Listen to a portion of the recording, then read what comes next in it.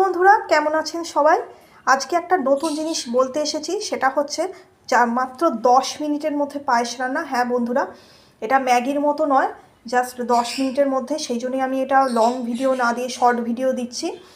আর এটা একদম সত্যি কথা, বিশেষ করে আজকে তো পৌষ পার্বণ, মানে পৌষ সংক্রান্তি বলা যায়। তো আজকে বাড়িতে একটু পিঠে পুলি এইসব না হলে তো হয় না, কিন্তু আমি আসলে নারকেলটা ছাড়িয়ে ভাঙতে পারি না, নারকেল কোরানো নেই, আর নারকেল ছাড়া পিঠের কথা ভাবাই যায় না। তো পিঠে না হোক একটু পায়েস তো হতেই পারে। আর সত্যি কথা বলতে গুড়টাও আনা হয়নি, তো সেই জন্য কুচপরোয়া নেই। আমি যেটা আজকে করছি, রোজ এসেন্সের মধ্যে দিয়ে, মানে একটা রোজ ফ্লেভার হবে সেইটার মধ্যে দিয়ে, আর মধ্যে পেস্তা বাদাম এগুলোও দিয়ে দিয়েছি, আরও দেবো কিছু ডেকোরেশনের জন্য রেখেছি। যেটার জন্য পায়েসের কম সময় লাগে সেটা হচ্ছে চালটা সেদ্ধ হতেই সময়টা মেন লাগে। সেটা করার জন্য যেটা করে রাখতে হবে, এই যে এখানে আমি আগে থেকে রাইস প্রস্তুত করে রেখেছি, এবার সেই সেদ্ধ রাইস এর মধ্যে দিয়ে দেবো। বন্ধুরা, আমি রাইস দিয়ে দিলাম, আর একটু রাইস দেব। রাইস দিয়ে দিয়েছি। অনেকে হয়তো ভাবতে পারেন এটা খেতে তো তাহলে দুধ ভাত হবে না, একেবারেই সেটা হবে না। কারণ আমি এর আগে বহুবার এরকমভাবে পায়েস রান্না করেছি, খেতে দুর্দান্ত হয়। আর সময়টা বাঁচানোর জন্যই এটা করা। কারণ সত্যি কথা বলতে এখন রান্না বান্না কি, এখন মানে সময়টা হচ্ছে খুব ফ্যাক্টর।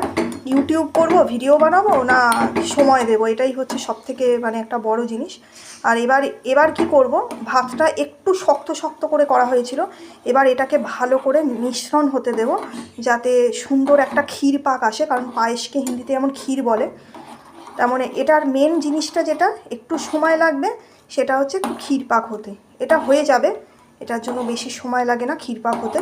আমি যদি ফ্লেমটাকে হাই আঁচে করে দিই আর কি, হাই আঁচে এটাকে ফোটালে কিন্তু দুধটা সুন্দরভাবে ঘন হয়ে একটা ক্ষীর পাক হয়ে যাবে। এটা খেতে কিন্তু খুবই ভালো হয়, এটা ইয়ে হয় না, মানে খারাপ হয় না খেতে।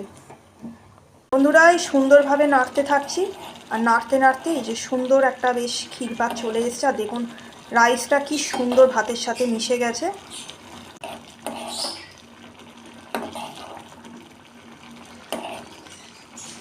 দেখুন পুরো একদম চালটা পুরো পাইল হয়ে গেছে, ক্ষীর পাক হয়ে এসছে। প্রায় কিন্তু 9 মিনিট হয়ে এসছে, আর 1 মিনিট, তারপরেই নামিয়ে ফেলবো।